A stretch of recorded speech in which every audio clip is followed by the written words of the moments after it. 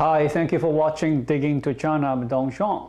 The Chinese government launched a severe clampdown on private tutoring, blaming the industry for fueling an unhealthy educational rat race. Academic classes on weekends and holidays were banned.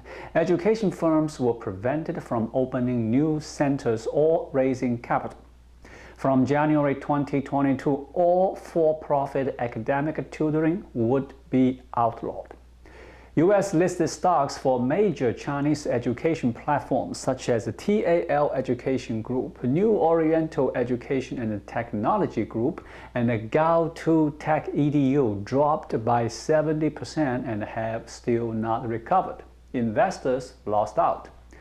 The policy also leaves at least tens of thousands of American and Canadian teachers of English as a second language in limbo, including teacher Kate, who worked for Wales English, a franchise under New Oriental Education and Technology Group. Teacher Kate has been teaching English for students for nearly 20 years, and the last 5 years teaching entirely online. But according to teacher Kate, there has been an unexpected silver lining of Chinese government's crackdown on private English tutoring. Things are not as bad as you might think. Here's my interview with teacher Kate earlier today. Hi, welcome to Digging to China, teacher Kate. I'm glad you will talk to us about your personal experience in China. Thank you. Now, first tell us a little bit about your background. I know you've been teaching for 20 years, and particularly for teaching English as a second language. And tell us about your background in America, and both in America and in China.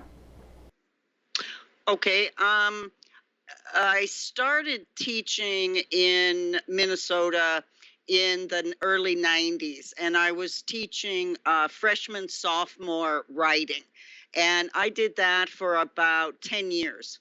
And then they had layoffs in Minnesota. And even though I'd been at the school 10 years, I still got laid off. So what I did then was I retrained in ESL. They actually paid for me to retrain. So that was in about the year 2000. And so I got my CELTA certificate. I did the 1-month intensive course. And so I have my master's in English, and with the CELTA certificate, that made me fully qualified to teach English anywhere.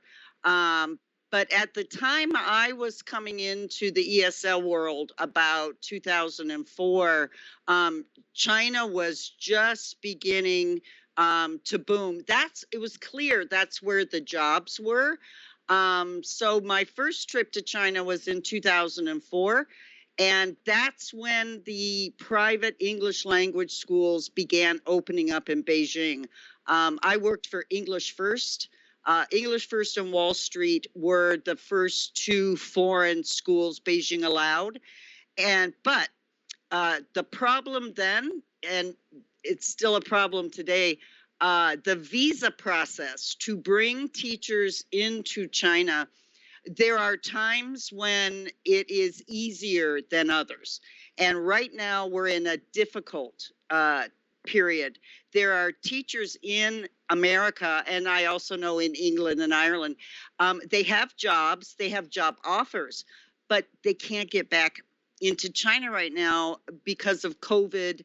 And now with the new regulations, it's really up in the air right now. Mm-hmm. So tell us about, before the regulations, so you've been teaching China for you say you begin to 2004? Well, full-time since 2008. So from 2008 to 2018, I was physically in China teaching. I was teaching for an international school in Beijing. So you live in China, you relocate to China.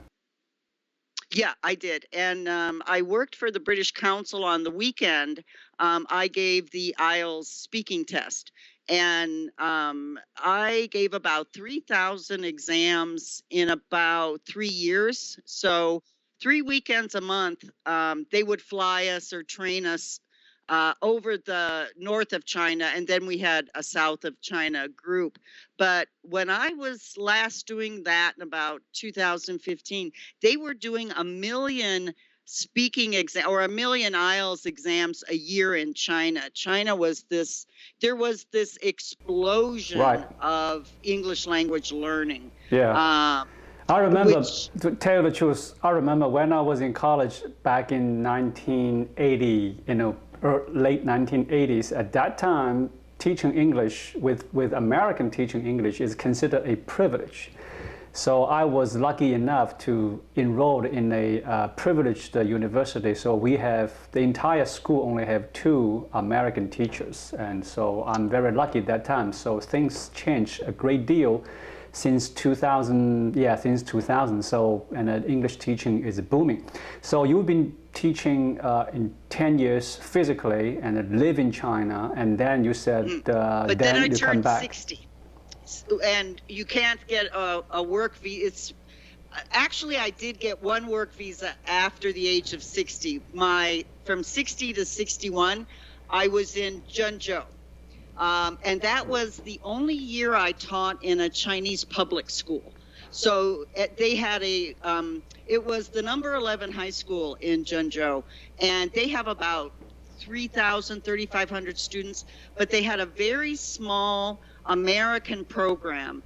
They were paired with St. Mary's University. Mm-hmm. So about 70 students were enrolled in that. But I had always worked for private language schools, and here was a difference that shocked me. They expected me to work Christmas Day. And I couldn't believe it. And I said to the HR director, I said, no, I'm sure there's a mistake. We always are. We just get that one day. And she said, no, dear, there is. And I refused to come. Yeah, they had to give me the day because, off. Because they usually do not celebrate Christmas Day in China. But do they require to? They don't require to work on New Year's Day, yes. Right? Chinese New Year's Day. No. Okay. No. January 1 in China is New Year Day. Yeah. So everybody, any holiday that the Chinese would get, we were on the same schedule. Okay. But Christmas, usually if you hire foreign teachers, that is usually an accommodation. That's true. But like I said, in a private language school, it is. But there were maybe 300 teachers, and 5 of us were foreign. Mm. So, yeah,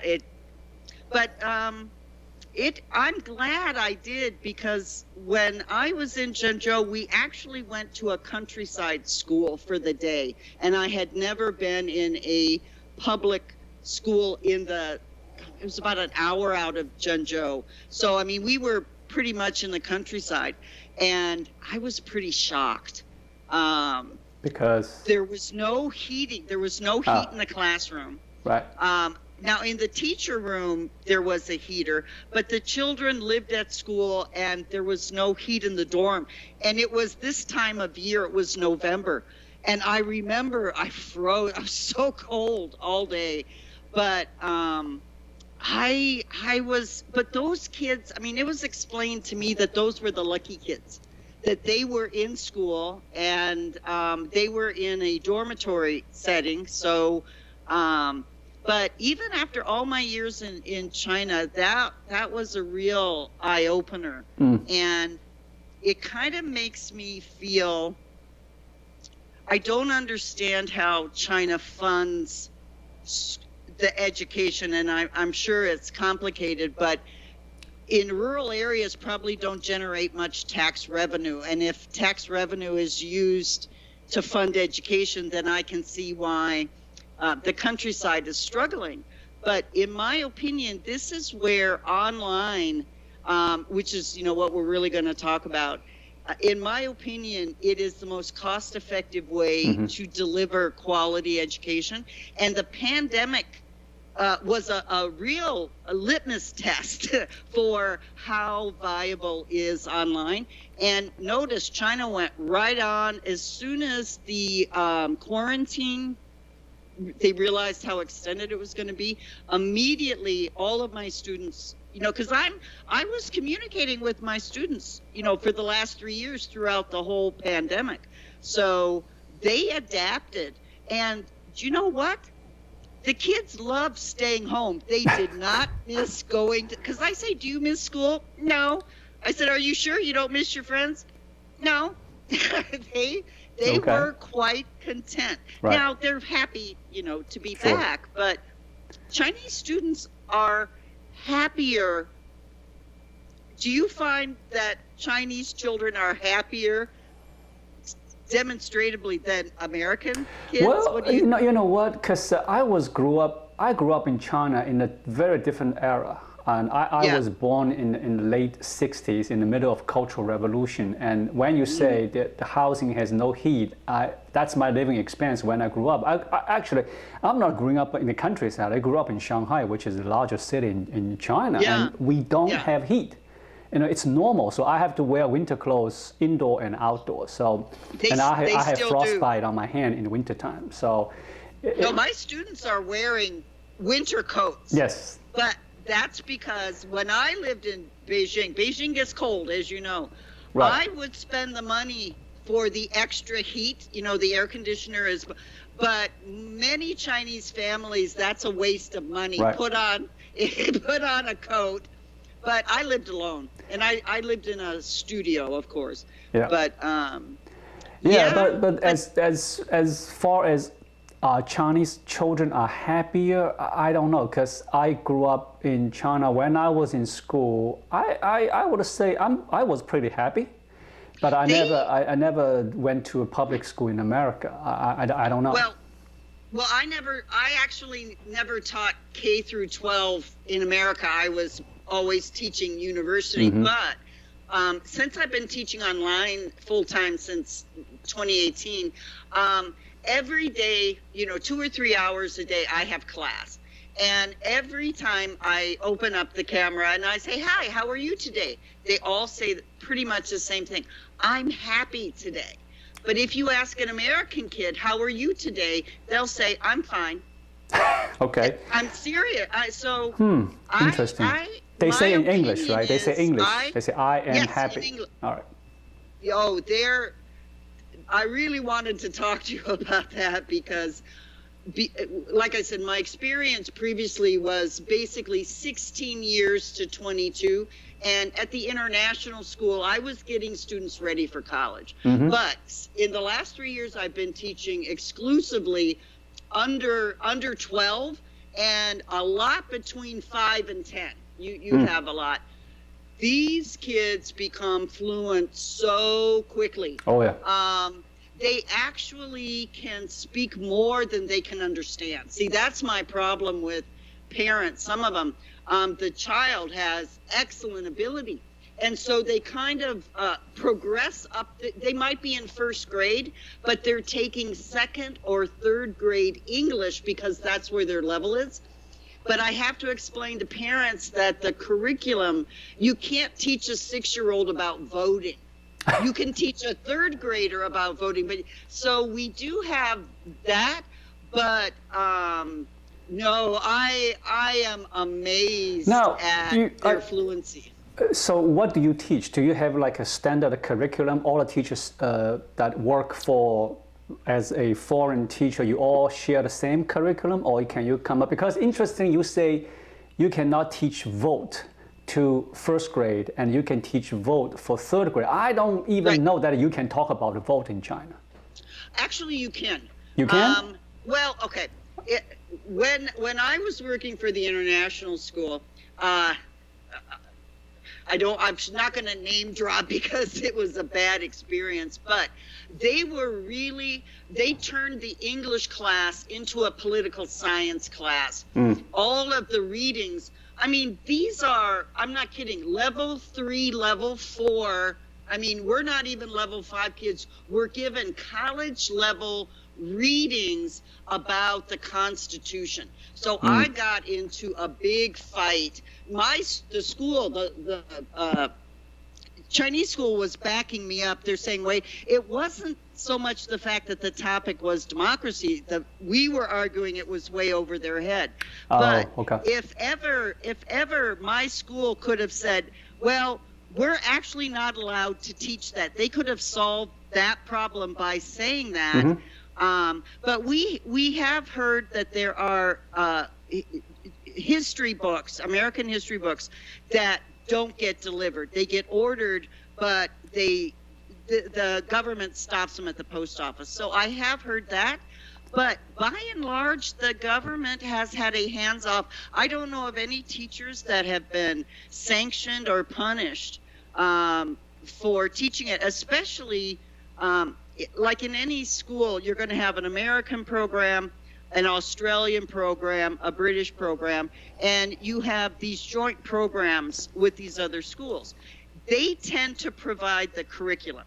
So on that end, but with those schools, the teacher often is allowed to choose the book. So you have a lot of leeway there. Mm-hmm. But with these online schools, the curriculum is provided for you. Okay. Now, when this all fell apart, the school I worked for, we had to have copies of all the PPTs on our laptops in the event that the platform went down.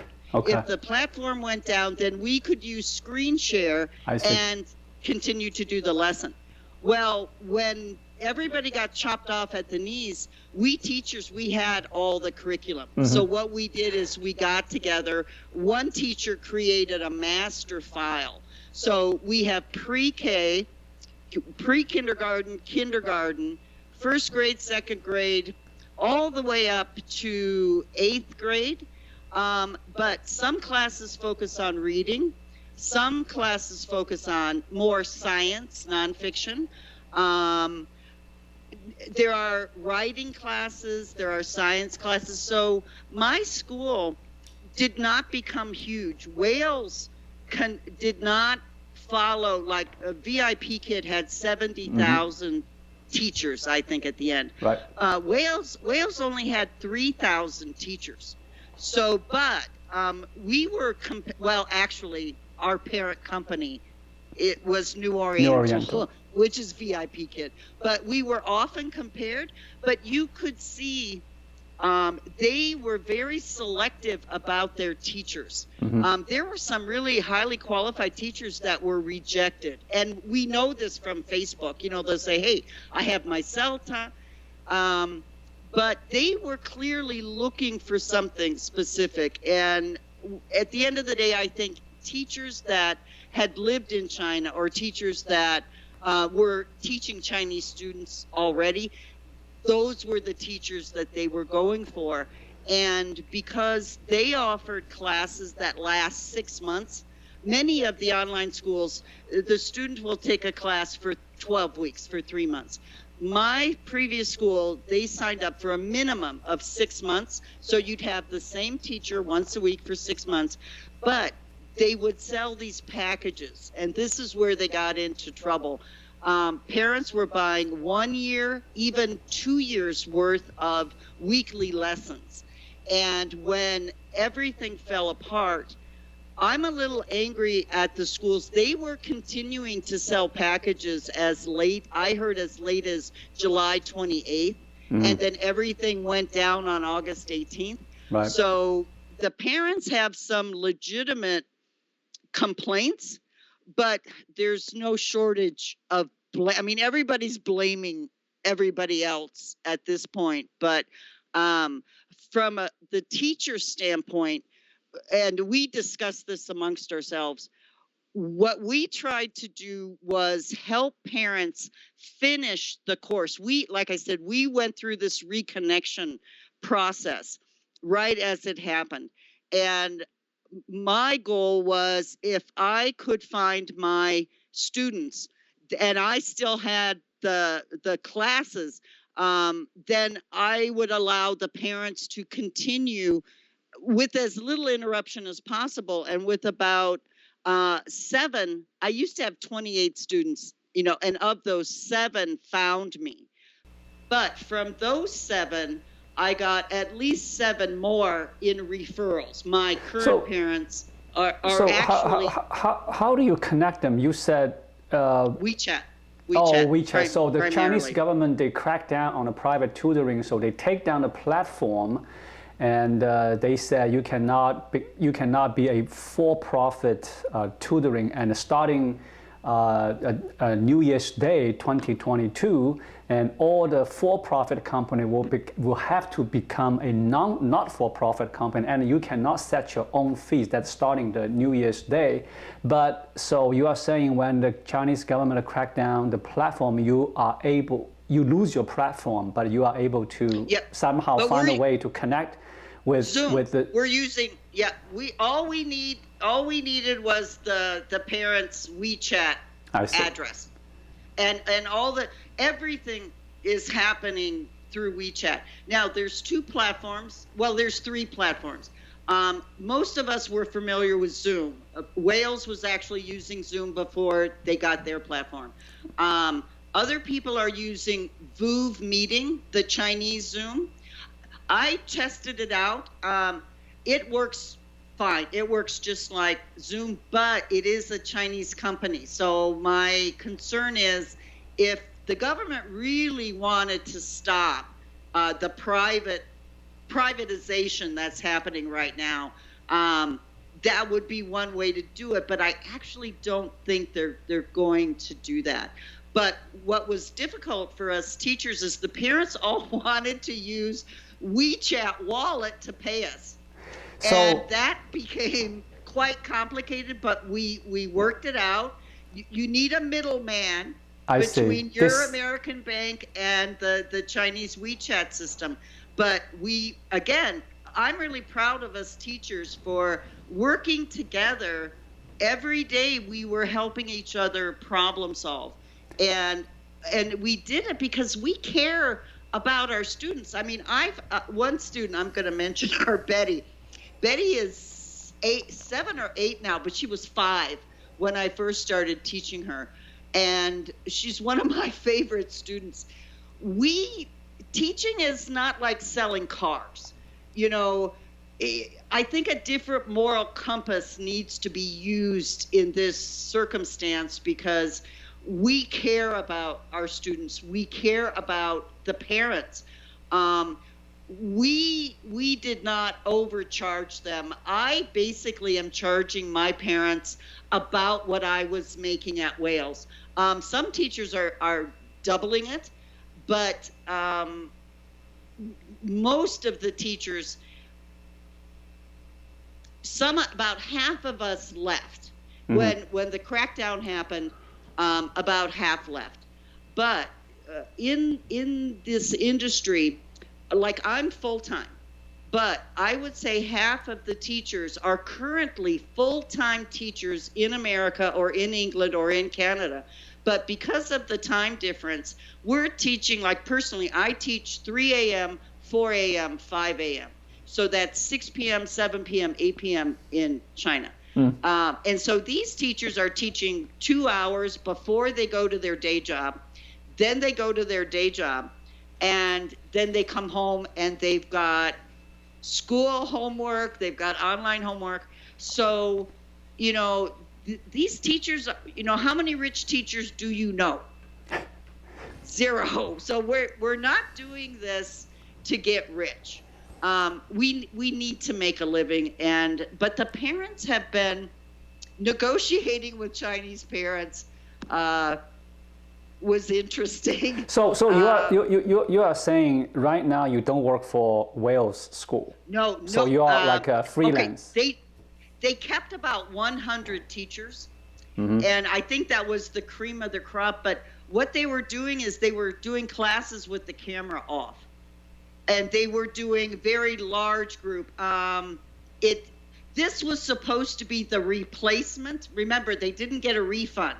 So the schools were trying to offer replacement classes, and that's what they were offering. But you can see the confusion here. What's okay and what's not okay?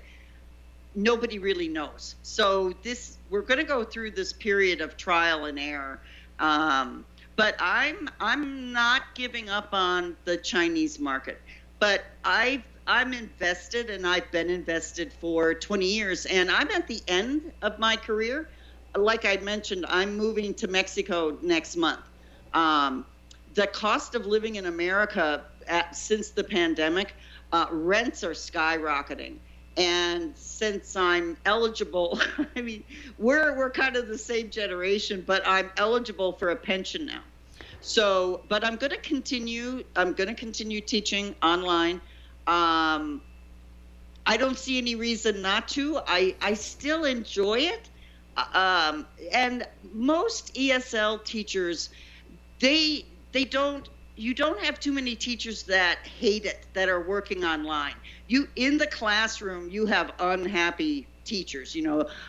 They shouldn't be teachers if they hate it. But most of the online teachers are happy. We like our jobs. And most of us, I like working from home personally, and teaching online is, especially given the hours I'm working, I couldn't do it any other. Right. What I learned from the news reports about the China's crackdown is they do not allow the private tutoring as a group. They still allow one-on-one.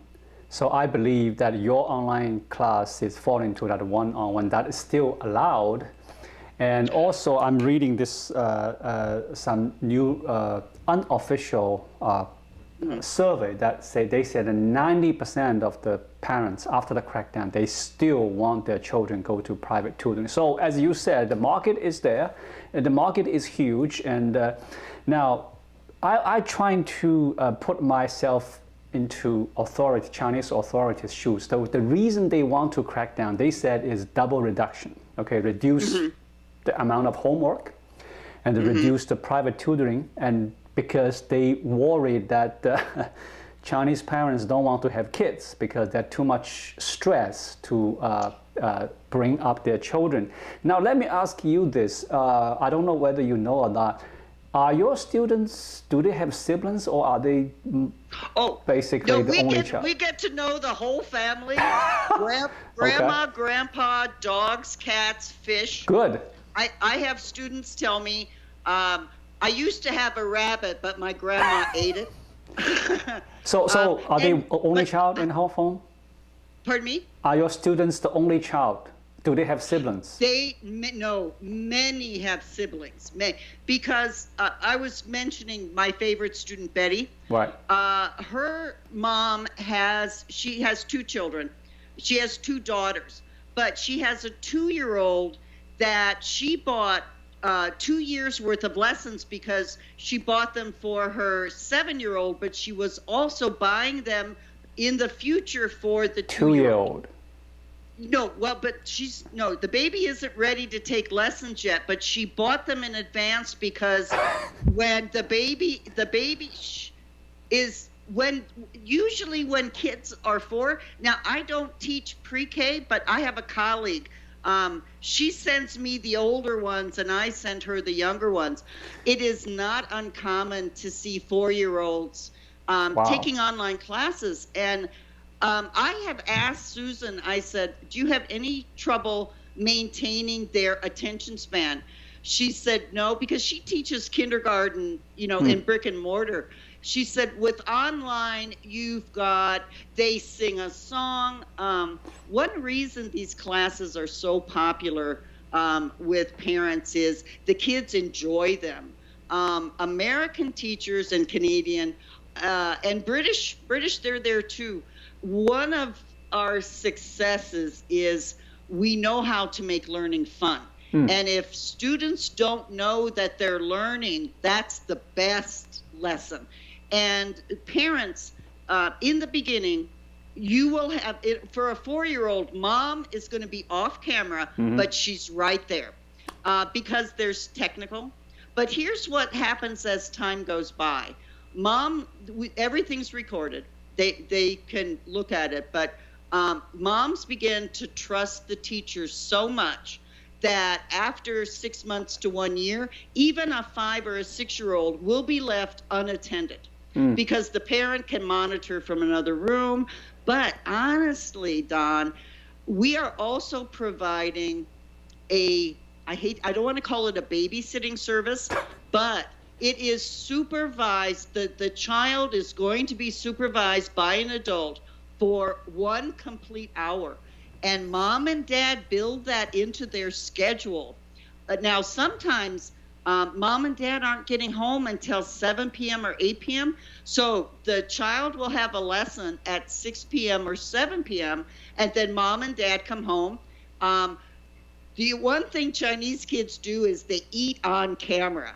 I have seen grandma, they're doing noodles while they're taking the lesson. But we do offer a safe, right, adult supervision So you said it correctly, because I have children and they grew up in the United States, and when they in like kindergartens and pre-K, the classroom is so fun.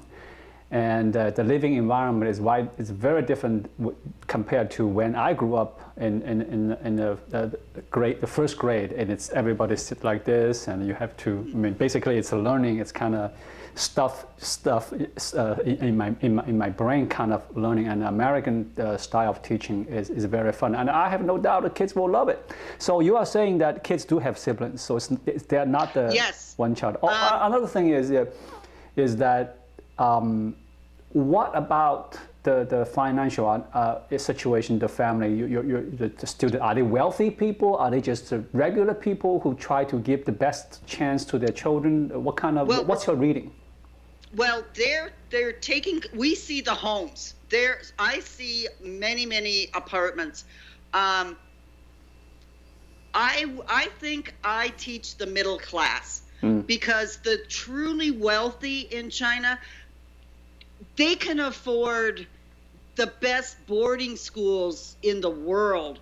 I really think I'm teaching the middle class, and I think that's where the authorities are having an issue. Correct me if I'm wrong, but isn't there some pride within the government of not studying English? Isn't that a point of pride? That is interesting, because concept exists? That's what I also want to get your opinion on. That is, other than the official reason of cracking down the private tutoring was double reduction, reduce the homework, reduce the private tutoring. Particularly, government do not like private tutoring on English. I was surprised to know that the school in China do not interfere what kind of material you use, and you can talk about the voting, you can talk about the U.S. Constitution, and I get that. Usually the local government, they usually don't care. It's the central government, they are worried about it. And I read some articles and the news report talking about the central government.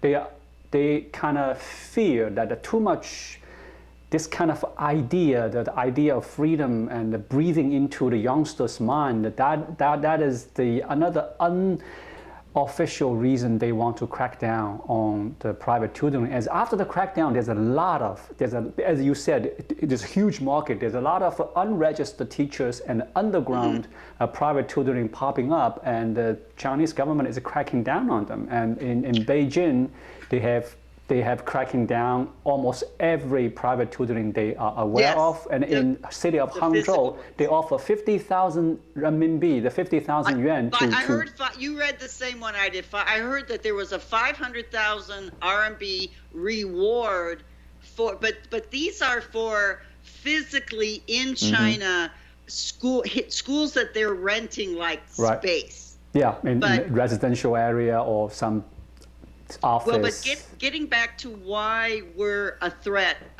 this is my opinion. One thing that makes American education so valued to Chinese parents, where they might not even know the word for it. We teach critical thinking from a very early age. There you go. There you go. In China, you're taught to remember. In the West, we teach them, we give them information, but then we ask them to do something with the information, not memorize it and spit it out, but draw a picture, write a story, let's do a poem. And those lessons are fostering a side of intelligence that, I refuse the concept that Chinese aren't creative. I think that's a stereotype. No. Right. I think they are. But I know they are creative. Anybody needs tools to open up that creativity. And I can see that being a big threat to the authorities if Chinese from a very early age are being asked to judge and evaluate. And, you know, you're coming from, check it out yourself. I mean, the West is very much, don't believe everything you're told, check it out. Where in China, it's, yes. You should respect authority. Right. But on the other hand, the funny thing about China is the collective agreement. It's like when they banned smoking. When I first went to China, I was smoking outside. And one of the teachers came to me and said, Kate, let me show you the smoking area. I said, oh, but it's not allowed. They said, come on, I'll show you. And we were in a beautiful, you know, office building. They took me into the cement stairwell. And there was a sign on the wall that said no smoking. And underneath that sign was an ashtray that the IEs put there. So there is this collective, when a new rule happens, that's for everybody's own good. Everyone agrees that's the new rule. But in the past, I had seen some people were given time to, and business owners were given time to adjust to the new rule because, you know, there was a financial loss to restaurants and bars when that new rule was implemented. But it took 10 years before Beijing, like all hotels are non-smoking now, but it took 10 years for that. So we were all kind of shocked. We've been hearing for over a year that these changes were coming. But I think the political situation in something, you know far more than I, but something is happening. And I really think that the tech industry has been scapegoated. That's my opinion. I'd be very happy to hear yours, but I think some scores are being settled on a really, really high level because the reason for doing everything is money. But you can't always say that. You know, you can't, it's not politically correct to give that as the legitimacy for what they're doing. But if you want Chinese parents to have more babies, if you made housing affordable, if half of their income was not going to a mortgage, you're going to see a boom of babies. Yeah, house affordable and a Gaotu, the college administration is not a competitive, and there's a way that I talked to my relatives in China. They said some government, in order to stimulate the childbirth, they even levy the penalty if you don't have children. I said, how? I mean, you should encourage people to have more babies instead of punish them for not having babies. Anyway, I don't know why the central government all of a sudden go back to the root of communism, like common prosperity, and maybe they worried about the huge gap between the wealthy and the income inequality. So they go back to the old tools as a communism and a common prosperity to try to get that done. It's kind of weird, and I don't understand. Do you know what I wish would have happened? The whole thing. I've been following Jack Ma. I mean, I have to tell you, he's my hero. He used to be an English teacher. Yeah, yes. Look at what. And also, I read that when he retired, because I wanted to work for his school. I was waiting for his school to open up. And that's what I mean about, I think scores were being settled. But if he had said to the government, okay, what I am prepared to do, Bill Gates donated computers to every library in America when Microsoft took off. I think if Jack Ma had, after he was reprimanded for criticizing the regulators, if he had been, I don't know how the government would have responded, but if he had said, look, we have a problem in central China with quality education. I am willing to donate the technology to help bring, you know, this part of, I think he would have met a different reception. They might have said no, and nobody probably would have ever heard about it. But I think they do have a point with the, let's face it, China has oligarchs now. If they had the giving back, I think the government would be, that's kind of it's a hard argument, I would think, to turn down. But in China, that would be very unusual in modern times for private, but that might be stepping on their toes. That could annoy them, that, wait a minute, that's our job. And you are criticizing us by saying that we need help in the center of China. So, right. So, a teacher kid, I have to wrap up here. So basically, you have, how many students you have now? You said you used to have 28. Right now I have 16. Okay. But I was contacted by my former boss. Her son is 7, and he was taking classes at my previous school. We just hooked up on LinkedIn, and I sent her my schedule. And she works for the big international school that I used to work at. So what's probably going to happen is some enterprising. I'm a little too old and I don't have the tech skills, but somebody's going to come up with a way to match all these teachers with all these parents. Yes, tell the truth. The platform in China may be teared down, but I am pretty sure there are some entrepreneurs out there will connect teacher and the students again through a way that the Chinese government cannot crack down. Well, right, but we're really being careful right now. We teachers, we don't sell the curriculum to each other. Right. We don't sell it to the parents. So we're really skeptical. We want somebody to do this pairing, but I don't want parents to pay 2,000 or 3,000 RMB to get a couple teacher names. So that's kind of my fear. But what they've done is it's now become unregulated again. So it's the opposite of what they wanted. Exactly. And, well, what is it? You said something in one of your shows that local officials are at a loss to explain the public's reaction. And I mean, common sense and the CCP are not always on the same page. That is the biggest puzzle. All the policy have unintended consequences.